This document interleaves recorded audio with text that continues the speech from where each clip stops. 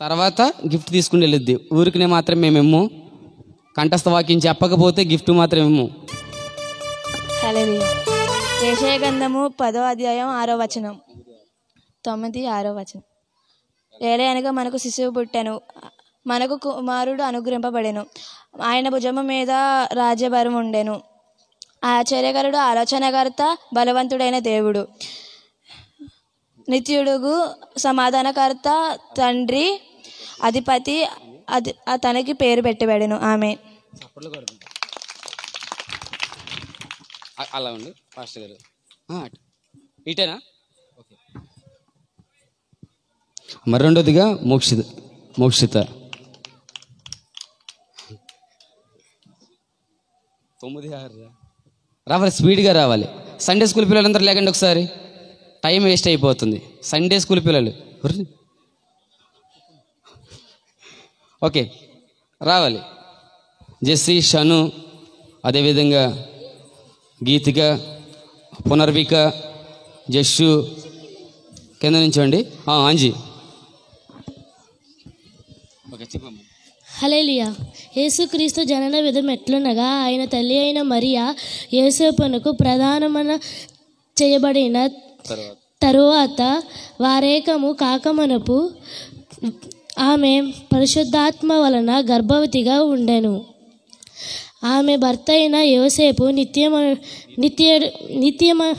నీతిమనుగా ఉండి ఆమె అవమానపరచనొల్లక రహస్యగా ఆమె విడనాడ ఉద్దేశించను.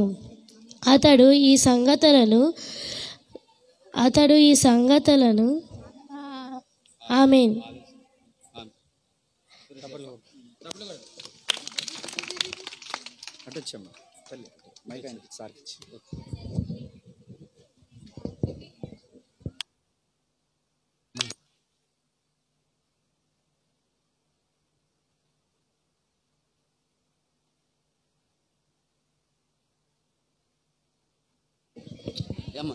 అక్కడికి వచ్చాము. ఆ దేశంలో కొందరు గొర్రెల కాపరులు రాత్రి వేళ తమ మందను కాచుకొని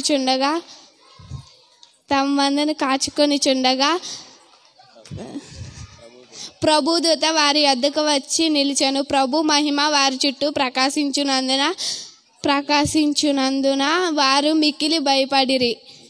అందుకు ఆ దూత భయపడకు,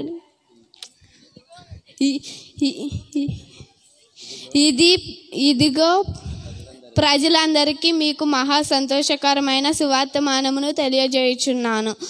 దావీదు పట్టణమందు నేడు రక్షకుడు, ఈయన మీ కొరకు పుట్టి ఉన్న ప్రభువైన క్రీస్తు. ఆమేన్. ఇవ్వండి. తర్వాత చాలా మంది ఉన్నారు, మీ ఇద్దరికే అంటే పైకి ఊరిని పిలవలేదు. ఎలా ఇదేనా? ఓకే. హల్లెలూయా. అనగా మనకు శిశువు పుట్టెను, మనకు కుమారుడు అగ్గింపబడెను, ఆయన భుజం మీద రాజ్యభారం ఉండెను. ఆశ్చర్యకరుడు, ఆలోచనకర్త, నిత్యుడు సమాధానకర్త, అధిపతి అని అతనికి పేరు పెట్టబడెను. ఆమేన్. యెషయా 9:6.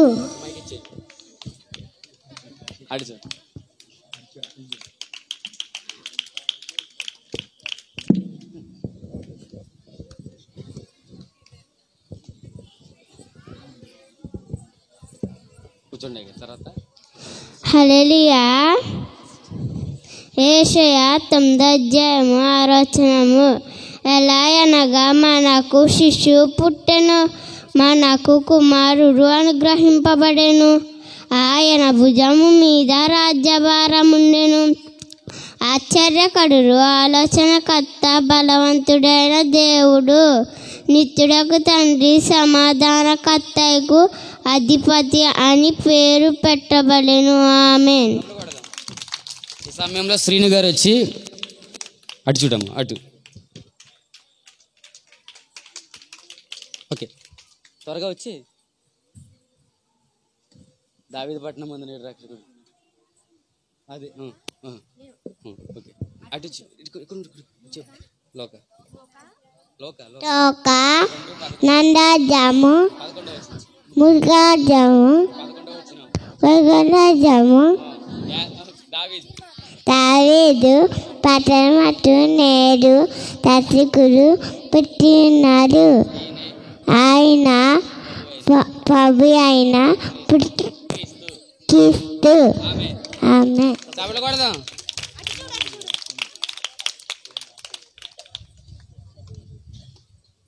ఓకే ఇంకెవరు రావాలి స్పీడ్గా.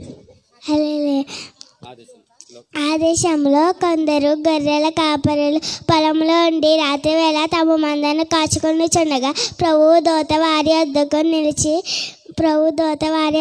వచ్చి నిలిచెను. ప్రభు మహిమ వారి చుట్టూ ప్రకాశించినందున వారి మిక్కిలి భయపడేది. ప్రభు అయితే ఆ దూత భయపడుకుని ఇదిగో ప్రజలందరికీ కలుగబోవు మహా సంతోషకరమైన సువర్తమానము మీకు నేను తెలియజేయుచున్నాను. దావీదు పట్టణమందు నేడు రక్షకుడు మీ కొరకు పుట్టి అన్నాడు. ఈయనే ప్రభు అయిన క్రీస్తు. ఆమె లోక 2:8-11 అటు తిరుగు. ఓకే రండి, తొందరగా రావాలి, టైం వేస్ట్ అయిపోతుంది. త్వరగా పంపించాలి పాస్టర్ గారు, స్పీడ్గా రావాలి. యెషయా 9:6 ఏలయనగా మనకు శిశువు పుట్టెను, మనకు కుమారుడు అనుగ్రహింపబడెను, ఆయన భుజము మీద రాజ్యభారం ఉండెను. ఆశ్చర్యకారుడు, ఆలోచనకర్త,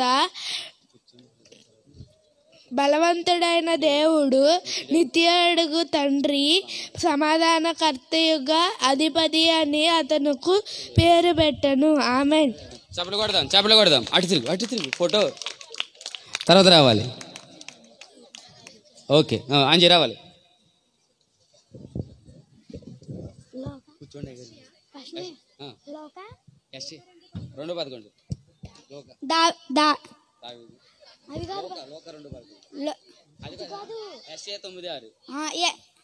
యెషయా 9:6 ఏలయనగా మనకు శిశువు పుట్టెను,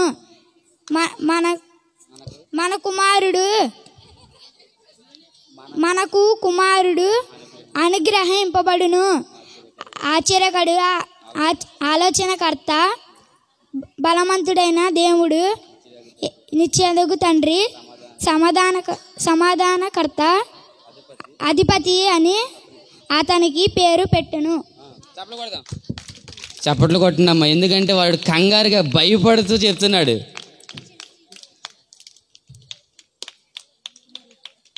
ఓకే, మరి ఈ సమయంలో పునర్విక మామూలుగా ఇచ్చాను. వాకింగ్ చెప్తావా? ఓకే,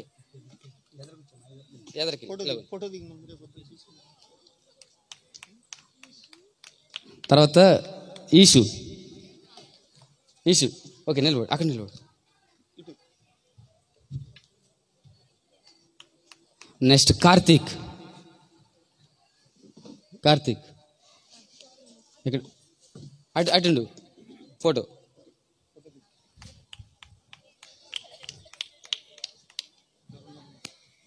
ఓకే, సండే స్కూల్ పిల్లలు అందరూ అయిపోయారా?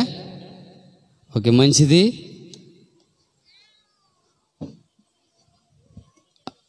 అమ్మ, సండే స్కూల్కి ఎంతమంది పిల్లలు అయితే వచ్చారో వాళ్ళు గిఫ్ట్స్ తీసుకున్నారు. హల్లెలూయా. మీ పిల్లల్ని కూడా పంపిస్తే మీ పిల్లలు కూడా గిఫ్ట్ తీసుకుంటారు. దేవుని స్తోత్రం. మీరు కూడా సండే స్కూల్కి వస్తే మీకు కూడా గిఫ్ట్లు ఇవ్వబడతాయి. సండే స్కూల్కి రాకపోతే గిఫ్ట్లు రావు. వాక్యం చెప్పాలి, గిఫ్ట్